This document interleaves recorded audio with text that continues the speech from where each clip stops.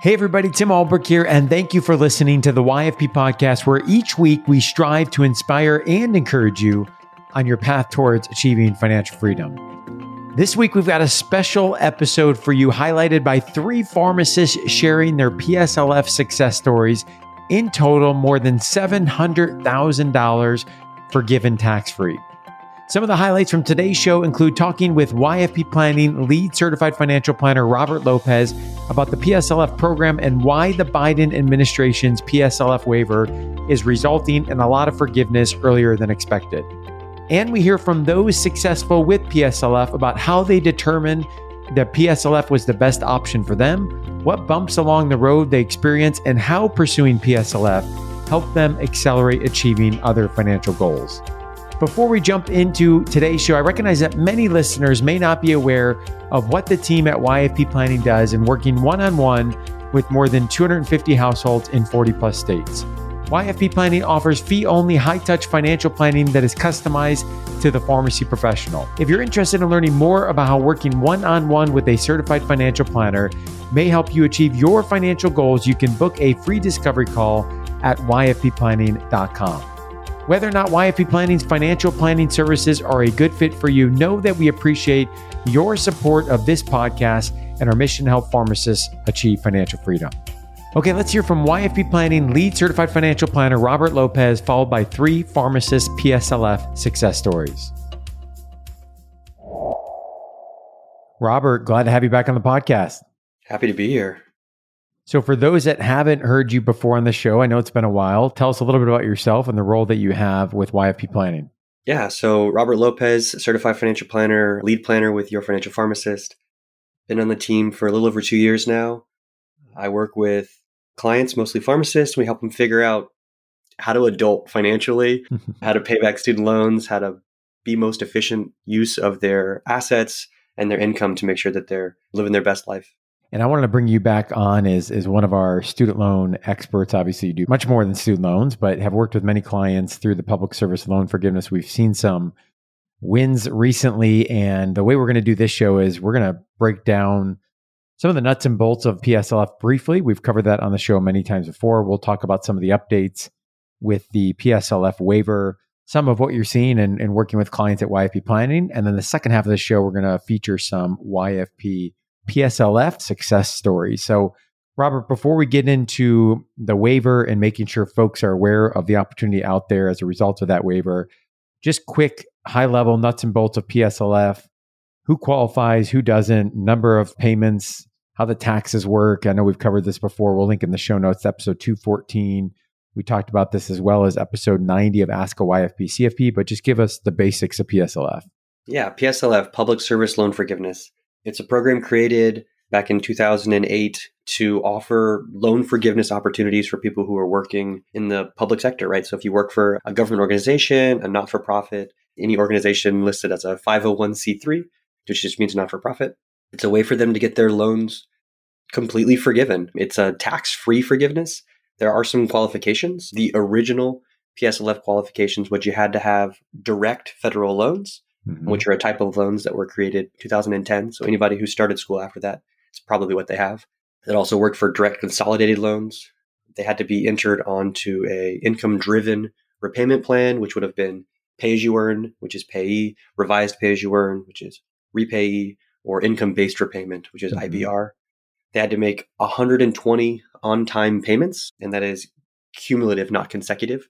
So roughly 10 years. But if you took a break, you'd continue counting right back from where you left off. And then that forgiveness just gets wiped away like it was never there.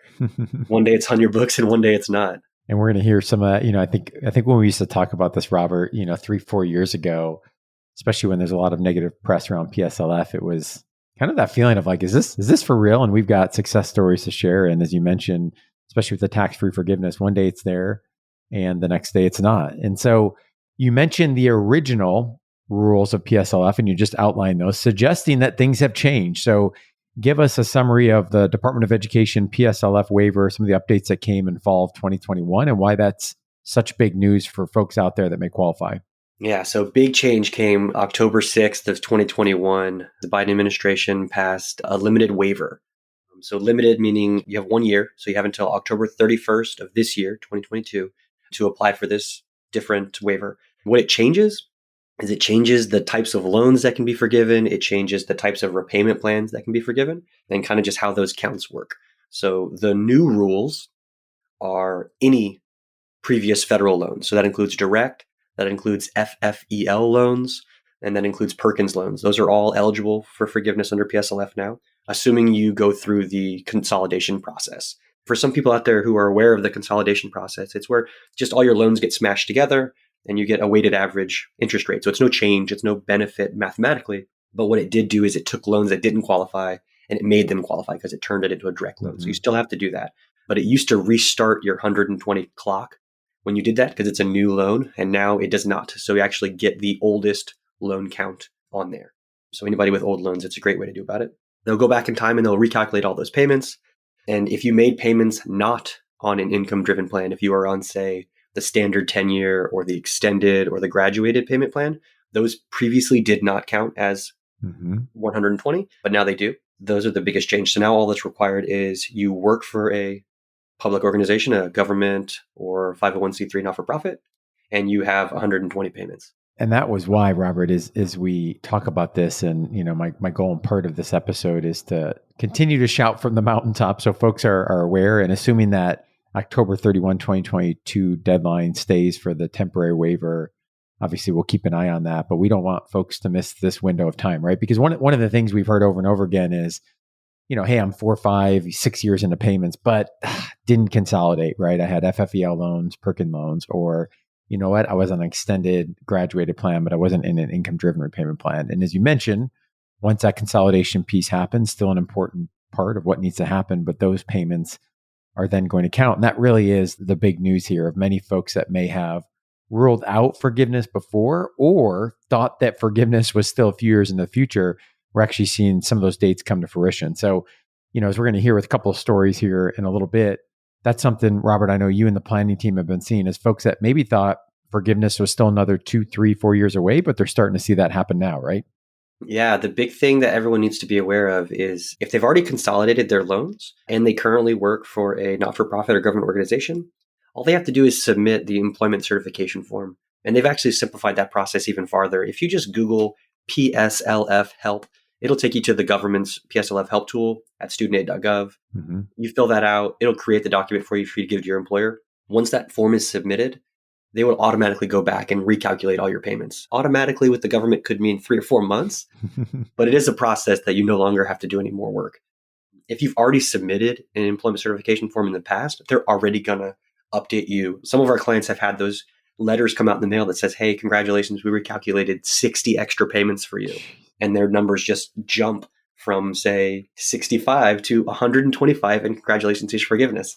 But that's all that's really necessary. And anybody that has those FFEO loans currently, you can go and get a consolidation as well. Again, studentaid.gov, come to YFP, we'll help you through the process as well. And one of the other benefits, Robert, I've heard from several folks is because of the administrative forbearance, not only are some folks finding that this is happening sooner than they thought it would, but also they haven't had to make payments, for now going on a couple of years, and those have been counting as well, correct? Yeah, ever since the administrative forbearance for COVID started in March of 2020, no one has been required to make payments, and the interest rates have been set at 0. So no one's accruing interest in this time period as well. If you chose to make payments throughout the time, that's great. You're just paying off accrued interest if you had any, or paying down principal if you were continuing to make payments. If not, that's going to continue until May 1st, as of today. Always subject to change, as we've seen with the government. But as of right now, those loan payments will turn back on in May 1st, and the interest rates will turn back on as well. But yeah, it's going to be 27 free payments, I believe, that all have counted towards PSLF as long as you qualify for PSLF. One other thing briefly, Robert, I want to touch on that you mentioned before the show that we have not talked about in much detail, but for those in the YFP community listening that are in a military pharmacist position, there's also an important part that they need to be considering here as well. Tell us more about that. Yeah, as a part of the limited waiver that came out last October, they basically said if you were in the military and you made payments, those all count on PSLF now as a part of that waiver. So any active duty military members, any full-time military members, just complete that employment certification form. submit it to your superior officers, and you'll get all your payments to count. So we actually have a client that's going to happen for. They've been in the military 10 years. They had the wrong loan type. They were in the wrong repayment plan. None of their stuff counted. And now all the payments are going to count and they're going to get forgiveness this year. Awesome. Awesome example. One of the challenges you mentioned was, timeline when we think forgiveness and say, hey, one day you had your loans, the next you didn't. We might think of that as an overnight thing. That might be months, right? By the time papers get processed. As we're talking about PSLF, that could be a challenge or an uncertainty. Anything else you're seeing out there? I know there's been a lot of concern with loan servicing companies that are going to be changing. There's certainly a fair amount of horror stories with PSLF that are still out there from before the waiver. Other challenges that you're experiencing, Robert, as you're working with clients that are pursuing PSLF? Yeah, the uncertainty is the big one. We know that some loan servicers have ended their contracts with the US government. Fed Loans in particular is ending their contract. And Fed Loans is important because they actually manage all the people who are in the PSLF program. So Fed Loans contract is going to expire at the end of this year. It got extended. So they'll be until the end of 2022. And that's going to switch over to MOHELA. So anybody that is actually making that move and they apply for the employment certification form to get their loans counted, their loans are going to transfer to Fed Loans and then transfer again later this year to MOHELA. It's unfortunate, but it's just the way of the world at this point. And that's kind of the biggest thing that we're seeing is just, who do I make payments to? How does this work? If I make overpayments, will they get repaid to me? Which historically has been yes, but we haven't seen since the admin forbearance if it's going to be the same. Last thing I wanted to pick your brain on is I think we've done a decent job talking about the benefits of tax-free forgiveness. Obviously, less money that's paid out of your pocket, somebody else paying the bill. That's a good thing. I don't know if we've done, as much on the optimization strategy and the optimization side of this as folks are considering this strategy among others. And so, as we look at someone who may be making that decision of PSLF, yay or nay, I think there's the tax-free forgiveness, but there's also the question of what else could I be doing with dollars to move forward my financial plan if I'm not having to put as much towards those loans because they're going to be forgiven. I know this is an area that you and the planning team do a lot of work with our clients on. Talk to us more about the optimization strategy here with PSLF. Yeah, the opportunity cost is that big decision point there of how can I better utilize these dollars? So sometimes it's easy to fall into the PSLF route, right? Hey, I had a PGY1, PGY2. I was making not a lot of money. I don't want to make extra payments. I'm going to go income driven in the meantime. And then when I get out of my residency, I've got 24 months of payments, but I only owe, $100,000 in student loans. I could probably pay this back if I'm going to keep working. But if you don't, right? We have clients paying $3,000 a month to be aggressive towards their student loans, and if that's your prerogative, awesome. But if you were to switch to saying income driven, maybe your payment drops to $500 a month. And now you can better utilize that $2,500 difference there. Maybe that's paying down other debts, some Parent Plus loans that your parents took out and helped you with to get through school. Maybe it's paying down some credit card debt that you use to travel for residencies. Maybe it's to pay down auto loans. Maybe it's to save for that home that you've been, that delayed gratification you've had for the last 10 years, probably. Maybe that's something you want to go towards, or maybe it's starting a family. We see a lot of spouses that decide to go part-time because we have lower student loan payments. There's a lot of flexibility that money gives you. There's an old adage that says money is power. I don't believe that's true. I think options are power and money gives you options, right? So if you have the ability to switch to a lower monthly payment while still achieving this long-term forgiveness plan, it's saving dollars in the long run, but also giving you the option in the short term to best utilize those dollars for your personal financial life, I think that's really powerful. Great stuff, Robert. Really appreciate you sharing your expertise and the experience you've had in working with clients at YFP Planning. And now we're going to transition to hearing 3 PSLF success stories. Kimberly, thanks for coming on the show. Thanks for having me. So before we talk through your PSLF journey, tell us a little bit about yourself, including your journey into the profession of pharmacy, where you went to school, and the work that you're doing now. Sure. So I actually came to pharmacy a little bit later in life than most people. I went through my undergrad program, like many, I think, do, just kind of floundering around trying to figure out what was a good fit. So undergrad took a little longer than usual. During one of those kind of times in my life where I just wasn't sure of my direction, my mom suggested, hey, why don't you maybe take a little time off school, but maybe go work in a pharmacy. You were always interested in that aspect. She was a surgical nurse, so I grew up around medicine. So I was like, okay, sure. So I went and applied as a clerk typist for a long-term care pharmacy in my town, but ended up never taking the time off school. So I was doing full-time work and full-time school. I decided to get a business degree and just be done with it. And then I just never left the pharmacy. I worked as a clerk typist and then became a tech. And I spent about 8 years there. And then I finally was like, well, I'm at the top of my game with what I can do here and I want more. So I decided to go to pharmacy school. And so I started Touro University, California in 2007 when I was 30 years old and graduated from there and am now, after a stint in some inpatient pharmacy work, I am now an anticoagulation pharmacist. Very cool. Very cool. Thanks for sharing the journey. And tell us more about the amount of debt that you graduated with when you came out of Touro and how much was ultimately forgiven through PSLF. I think ballpark at graduation was right around, I don't know, like 290,000 when I entered repayment. And then what ultimately was forgiven was about $352,000.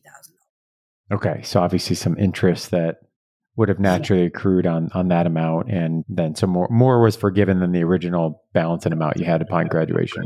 Yes. Okay. So our listeners know, we've talked a lot about PSLF in the show. They know that PSLF is one of many options when it comes to paying off student loans. And so my question here for you is, for folks that are, especially on that front end of making the decision about, is it PSLF? Is it refinancing? Is it something else? That decision, although it's very significant numerically, can be paralyzing at times. And so tell us more about how you came to the decision to pursue PSLF, especially at a time, I would argue, where there wasn't as much information, tools, and resources out there to support those that were on the PSLF journey. Yeah. So I was introduced to the PSLF program while I was still in school. There was an upperclassman a year ahead of me, had learned about it and was sharing the information about it. And then I said, that sounds like what I'm going to need to do, just because knowing how much I was going to graduate with, what a standard repayment plan would look like. I didn't know a whole lot about refinancing outside of the Department of Education kind of loan programs. My loans had a variety of interest rates, anywhere from like 3 to almost 8%, just across the board. And just looking at what extended repayment plan would be, it was basically a mortgage payment in and of itself. And so I was like, I'm not going to be able to do anything else with my life while I'm under these student loans. The thought of, especially in the Bay Area, of being able to afford a house, have a child, because childcare was going to be, $1,500 a month.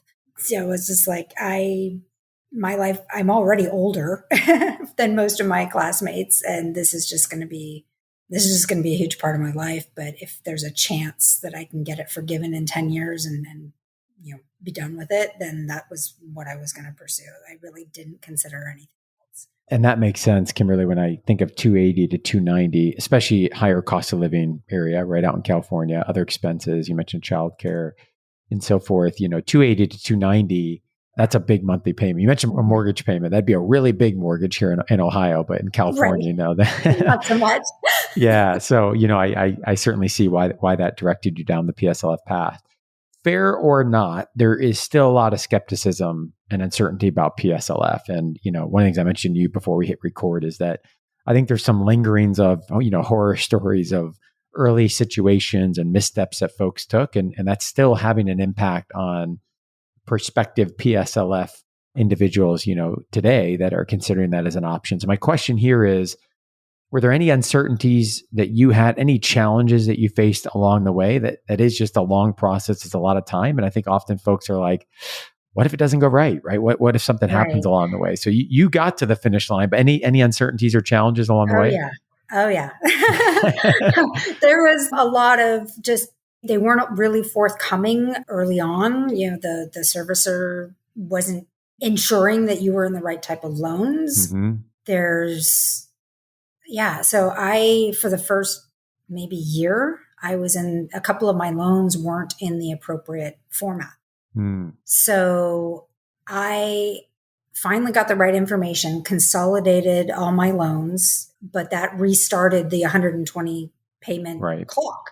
So I was already a year, later than into the program. And so I was like, okay, well, that's fine. It's just I'll be maybe done in another year. But there was a lot of trepidation because nobody had reached that 10-year mark for a long time. So we didn't know, how hard it was going to be, how many were going to be rejected. It was just blind faith. All we could do was make sure we were making payments on time in the right type of loan, that we were certifying our employment. So I made sure that I was annually, and anytime I changed job one time, that I got my employment hours certified, and submitted that every year and made sure that everything was in line and crossed my fingers.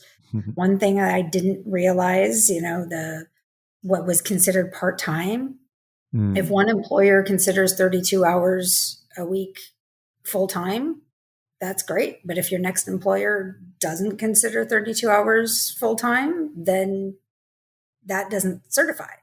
So, it's something you have to take into account when you're thinking about changing jobs as well, is that, does this job meet the requirement, or is there going to be some payments that are not going to be qualified? And that just extends the time frame.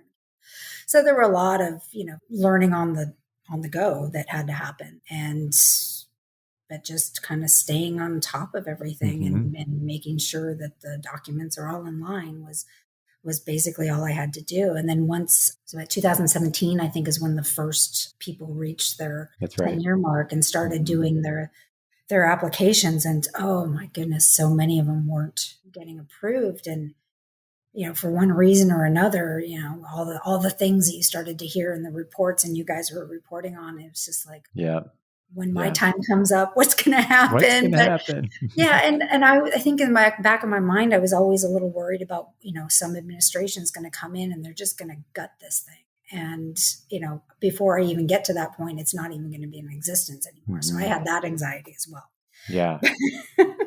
And one of the things I share with folks, Kimberly, when we're talking on this topic is that, I think there's been more angst previously about like administrative changes that might come to the program. I think that's been eased more recently just because the tone has been a lot friendlier towards PSLF, and that has been backed up with some actions here in the last, couple of years. So I've often said, I'm not sure that's the biggest risk. I think the risk folks need to be thinking about is, what if for some reason I can't find myself working for a qualifying employer, and I think, what mobility or flexibility do I have, if I need to pivot or move employers? I think that's often, something that folks need to be thinking about. Right. Kimberly, my last question for you is, one of the things I often encourage folks to be thinking about is, if you're going to go into PSLF, go all in. The goal is to maximize forgiveness and minimize what comes out of your pocket. And, we certainly don't want to be in the middle, right, where we're paying more than we have to. And ultimately, those dollars could be forgiven and those dollars could be used elsewhere in the financial plan. And so I think PSLF affords folks an opportunity, if it's a good fit for them, to be able to pursue and prioritize other financial goals beyond student loan repayment. So how did PSLF for you help you be able to pursue other goals? And was that a reality for your situation? For sure. So, PSLF and being in an income-based repayment, so a lower repayment than standard, did definitely free up some money just on a month-to-month basis. And being able to have that meant that I could, maybe move to a slightly lower cost of living area, but still remain, in California, and purchase my first home with my husband. And we had a child, and, we could afford to do all that. And then now, without any, having the forgiveness taken care of, now I can shore up the other parts of the financial picture, making sure that we're set for retirement, making sure that the kid's provided for his education, and, feel a lot more safe and financially sound. So it's been a blessing.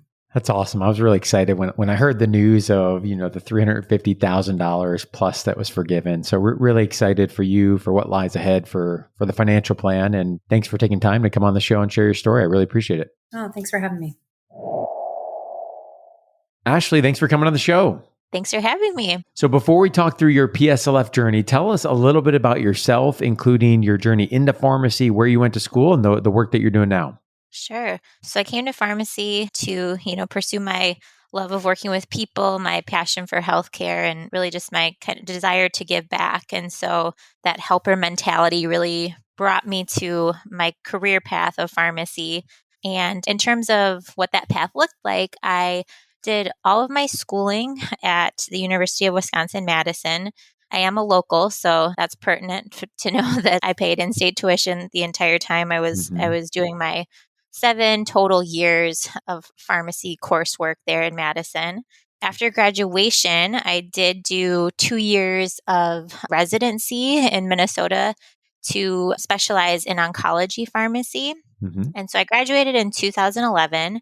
So after my 2 years of residency, I took my first job in Chicago at Northwestern, specializing in hematology, oncology, as well as bone marrow transplant pharmacy. And so I was an inpatient pharmacist there for about 5 or 6 years before I took another detour and discovered informatics. And so I am currently back in Wisconsin working for UW Health, and I'm working in informatics now. So it's been a fun journey, and I guess now I'm somehow about 11 years out of pharmacy school. I can relate to that as well. I mean, cool story of HEMONC training. Obviously, you spent time specializing, transition to informatics, not one you commonly hear. So really cool. Glad to hear you found that path that you enjoy. Tell us a little bit more about the amount of debt that you graduated with. So you mentioned 2011, 2 years of residency. How much debt you graduated with, and how much was ultimately forgiven through PSLF? Sure. Yeah. So I mentioned I was in school for 7 years in state. It was a pretty direct path, and I worked my way through school as well. And in spite of that, I had about $200,000 that I took out total in loans throughout that 7 years. So that's the grand total. I actually don't even know if I looked at that number very closely until the last few years when things were really, when I was working with YFP and really starting to get serious about some things. And our listeners know if they've been listening to the show for any time, we've talked a lot about student loans, and they know that there's many options when it comes to paying them off. PSLF is certainly one of those options. So I'm curious, Ashley, how did you come to the decision to pursue PSLF, especially I think at a point in time, 2011, when you graduated, where the information tools, resources to support those that were on the PSLF journey just weren't as good as they are today, to be frank. Yeah, I would completely agree with that. I think I sort of by luck even came across the fact that the program was available and new to me. So I truthfully don't know that I knew a lot about my other options. What I did know, though, was that as a part of PSLF, that I had a chance of having my loans forgiven after 10 years, and that my payments would remain income based. And so having done 2 years of residency, it made sense to me that those 2 years when my payments were next to nothing would count towards those 10 years. And then, given the lag in recalculating payments, I kind of determined that, almost half of my 10 years, my payments would be extremely low.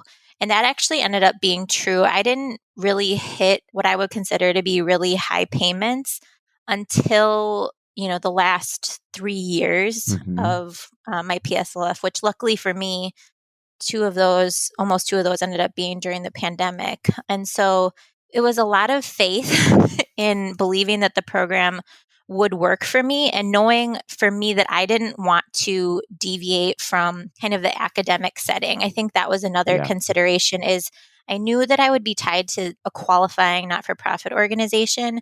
And for me, that didn't feel like a restriction based on what my projected career path looked like.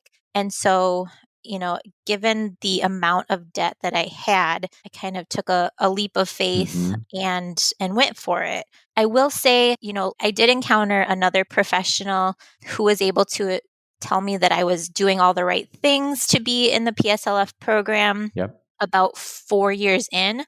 However, I did find that I had about $35,000 worth of loans 4 years in that weren't in the program. And so for me, that was a point where I was like, gosh, do I just pay it all off or do I, continue in the program?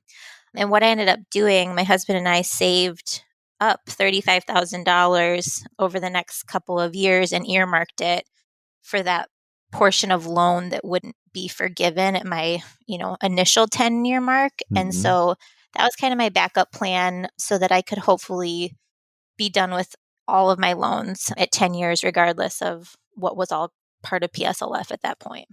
And that's a common thing, Ashley, that we hear where folks realize, several years in, I'm hopeful as time goes on that that's going to happen less and less. I think as there's more and more information out there, but especially for folks that were early on in the PSLF, we have to remember 2008, this was enacted legislatively. 2007, 2008 was the first group that was really the beginning of the 10 years. And so you weren't too far off from the beginning of it. And so, again, not as great of information that was available besides the 35,000 of loans that were not eligible, and obviously was a wrinkle in the journey that you and your husband had to kind of work through. Were there any other uncertainties or challenges that you faced along the way in the PSLF journey? I think that was the main one. I was very, I'm a pharmacist, we're all type A, so I was very diligent about completing the paperwork. I was also very skeptical when the program did hit 10 years based on the very low number of people who were seeing forgiveness being successful. But other than the, late discovery of loans that weren't consolidated, I think that was the main hiccup.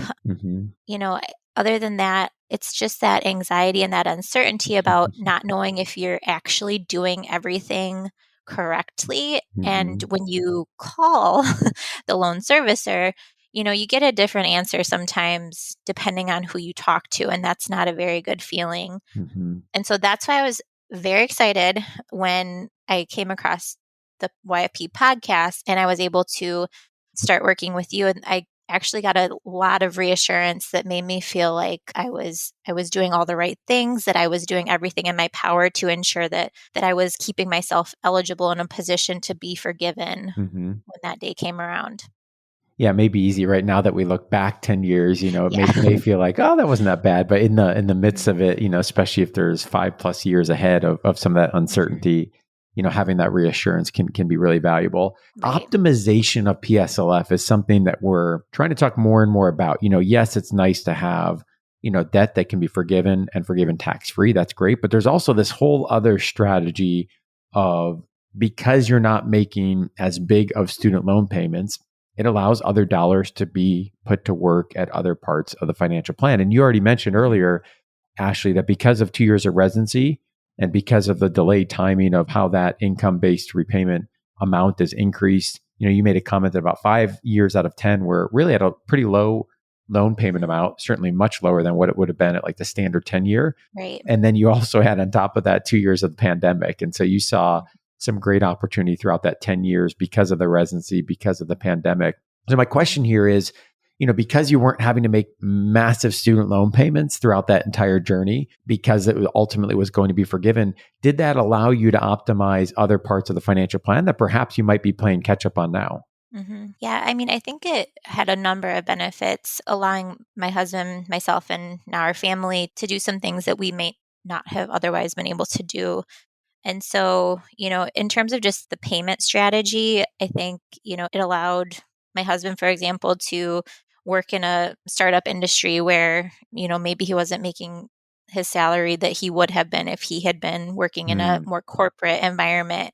I think the payment strategy allowed us to purchase our first condo in Chicago, which ended up being a really great investment. Then when we sold it, allowed us to purchase the home that we live in now. And it also allowed us to kind of put ourselves in a financial position where my husband was able to purchase a gym that we now own. Oh, cool. And that he runs. I should say we own and he runs. So, I think the overall strategy has allowed us those opportunities really to kind of see some of our dreams come to fruition. And now that we have this money that we put aside in the event that the $35,000 worth of loans didn't get forgiven, we have a big chunk that we can put to, finish our basement, which is something that we didn't really think was going to happen so soon. And so, yeah, I think overall the strategy and committing and staying in the program has had a number of benefits for our financial goals. That's excellent. I really appreciate you taking time to share your journey. Congratulations on getting to the finish line and wishing you and your family the best going forward. So thank you so much, Ashley. Thank you. Kyle, before we talk through your PSLF journey, tell us a little bit about yourself, including your journey into pharmacy, where you went to school, and the work that you're doing now.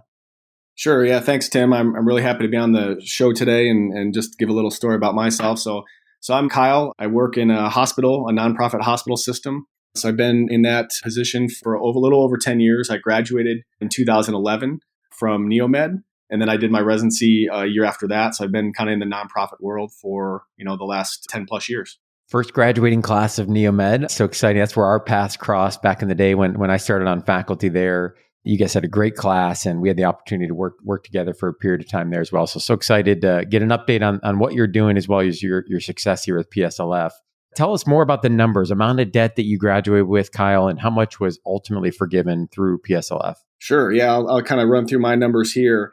So my total debt load was $186,301.07. Just a little bit of breakdown on that. About $18,000 of that was from undergrad that I kind of rolled into the loan after I graduated. So, about 168 or so, 170 was from just pharmacy school, going through that for 4 years because we were in a 2+4 program. And then after the $186,000 or so, that was the principal. I also had accrued a little bit of interest. That number was $2,737 of interest. So if you look at the total, the principal plus interest that was recently forgiven was $189,038.72. Awesome. Love the specificity too. So it tells me that you were doing your homework along the way, which is obviously important when it comes to loans in general, but specifically with public service loan forgiveness, making sure that we're crossing T's, dotting I's. Now, Kyle, our listeners know that there are many options when it comes to paying off student loans. I often tell folks when I'm teaching this topic, whether we like it or not, the system around student loans and the complexities, it is what it is. It's a hand that we've been dealt. And so we've got to do our work to understand it. And PSLF is just one of the many options that are out there. So I'm curious to know, how did you come to the decision to pursue PSLF, where that was what you had thought was the best strategy for you individually, especially at a point in time? You mentioned graduating in 2011, where the information, tools, and resources to support those on the PSLF journey just weren't as readily available or good as they are right now. Yeah, that's a great topic, and one that almost every pharmacy student that's graduating should have some serious discussions about is their repayment plan. But for me, we started pharmacy school in the fall of 2007. And if you remember, the program for PSLF was started in October 2007. So we were just hearing about this program, and certainly nobody had been in the program 10 years to have anything forgiven. So we didn't know much about it. But by the time I graduated in 2011, we were hearing more about the program and its availability. And I always knew that I wanted to do a residency, which, in a hospital is most likely going to be a nonprofit hospital. Depending on if you do 1 year or 2 year, you're probably going to have 2 years of nonprofit work. And I also knew I wanted to work in a hospital. So at the end, when I graduated residency and moved into a position, a clinical position and a shared position at Neomed, it was something that kind of fit the PSLF mold, where I would be working for a nonprofit, and as long as I worked 10 years and made my on-time payments, everything should be forgiven. So the options for me was, I always kind of had it in the background that this might be a perfect repayment plan for me, because I had already planned to go the nonprofit route and work in a hospital, and then it kind of just all fell into place with this. And then certainly, as everyone is aware, the Biden administration's their work on expediting the PSLF program and making sure those, the intent of the program was true. And I think that's really what they did, is make sure that if you work for a nonprofit for 10 years, that you're eligible for forgiveness. And they kind of wiped away some of the intricacies that maybe held some people back in the past. And that exactly is, Kyle, why we're seeing so many folks now come forward with, hey, we've been forgiven. It felt like it was, at a snail's pace for so long. And part of it has just been time. You mentioned the timeline of when this was enacted legislatively. So we're seeing more pharmacists that are coming forward, but also because of some of that work that the administration has done to help expedite the process and remove some of the nuances that are there as well. With that being said, Kyle, there still is a lot of skepticism that I hear, a lot of uncertainty about PSLF. And I think some of that comes from, maybe some horror stories that have gotten over glorified, some things that haven't been updated in a period of time. Tell us about, for you, any uncertainties you had along the way or challenges that you faced in the pursuit of PSLF? Yeah, that's a big one for me. So my story, I mentioned kind of having a little bit of some undergrad debt. When I started in residency, I made sure to file the paperwork right away and get into the program just in case the program was done away with. That way they usually grandfather people in that are in there. But one thing that I didn't realize is I had FFEL loans. Mm-hmm. So I was in the program for about a year, and then I had called them and they basically said, well, you have to consolidate your loans into direct loans. And at that point, it was probably 2012 when I did that, and I consolidated them all together. But in doing so, they also told me that's going to push back my repayment date. So before the Biden administration updated their standards and how things will be forgiven, my repayment date or my payoff date was going to be May of 2023. So I still technically had, 15 months from now to go. But because they moved everything up and actually some of those payments the first year didn't count then, and you had to restart your clock, so to speak. So that's one thing that I don't think was the intent of the original program, was to make it so difficult with the type of loan you had to be eligible for the program. I think that's one kudos to the Biden administration for, trying to solidify that plan that, hey, it really doesn't matter what type of loan you have. If you're working in nonprofit for 10 years, you really should be part of the program. And I think they've done a really good job of that. So that was probably the biggest challenge in the beginning, was that I lost some payment time. Mm-hmm. The other challenge I would say for anybody who's in the program is just make sure you're, one thing I did was I filed my paperwork on the dot every year. So when I hit my anniversary at work, which for me was August 1st, every August 1st, I would file a new sheet with PSLF and send it to FedLoan to update my payment count. And that way, any kind of mailings that they sent me, any kind of confirmations, I had a file that, I was tracking it along with them. So I was religious to that. I did it every year to make sure I knew how many payment counts I had left, and then I would know when my repayment date would be. So that was another challenge. I think that as long as you're on top of it, once a year is probably enough to do that. But you don't want to delay that because your payment counts won't be updated until you send in your sheet. So great insights, Kyle. And one of the things that we like to talk about on the show is, when it comes to PSLF, often the strategy side of PSLF might get overlooked. And what I mean by that is that, typically the goal of PSLF is usually to maximize forgiveness and minimize what comes out of pocket. And one of the advantages, therefore, can be allowing someone to pursue and prioritize other financial goals beyond student loan repayment if they have that mindset of what can I be doing to maximize forgiveness, minimize what's coming out of pocket. So for you, Kyle, how did the PSLF strategy help you be able to pursue other financial goals for you and your family? Yeah, another great thing that I think this program allows you to do, to coincide with paying off the debt or being in the program, is to prioritize other things that you want to do. So in my case, just taking a step back for a minute, is if you notice the numbers that I stated earlier, I didn't pay a dime of principal through the entire 10 years.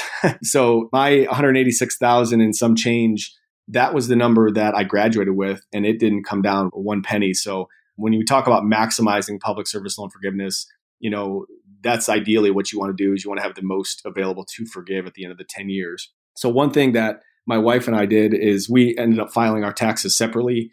We were in the old IBR plan, which I'm not sure you're allowed to get in anymore. I think they have updated it and there's a new IBR plan. But in that plan, if you filed separately, it only looked at my income as opposed to our total income. So we would file our taxes separately.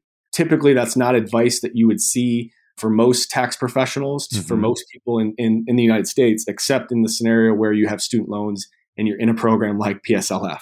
And then, it just allowed us to maximize some other things we did along the way, knowing that, hey, we're making our payments, the payments count.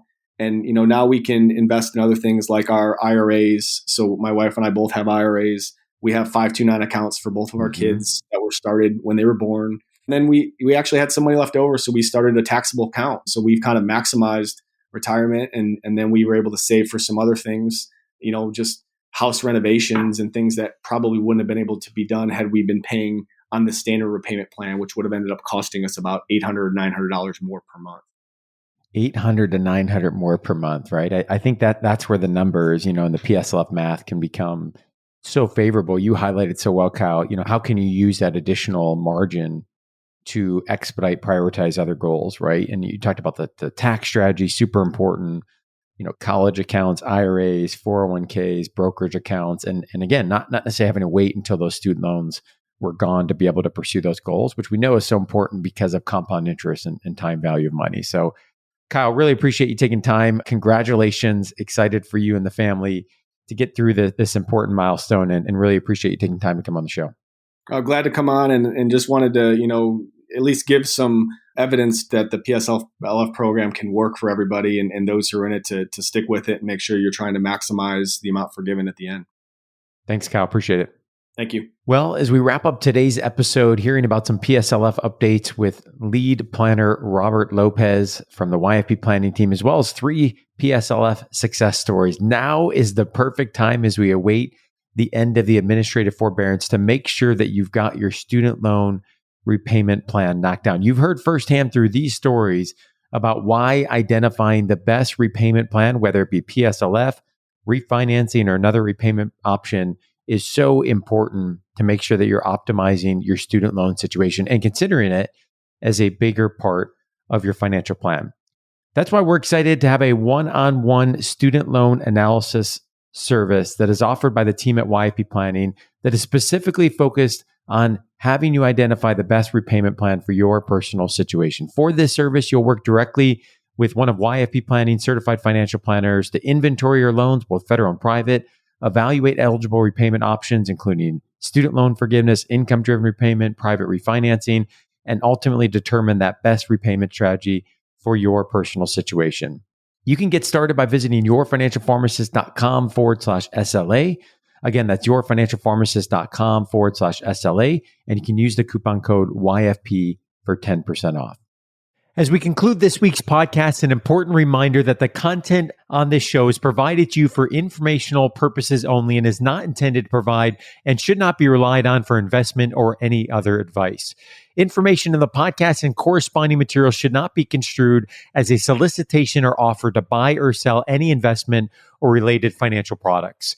We urge listeners to consult with a financial advisor with respect to any investment.